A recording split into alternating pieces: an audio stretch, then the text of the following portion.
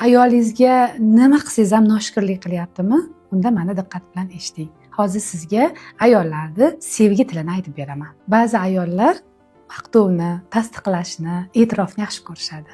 Bularga "Sen meni farishtamsan, seni juda ham yaxshi ko'raman, dunyodagi eng go'zal ayolsan" degan yurakda eritadigan so'zlarni o'zi kifoya qiladi. Ba'zi ayollar esa shunchaki u bilan telefoningizni o'chirib, suhbat qilib o'tirishingizni istaydi. Agar siz unga ozgina vaqt ajratsangiz, energiyasi olamlarga sig'may ketadi. Ba'zi ayollar sovg'a olishni yaxshi ko'rishadi.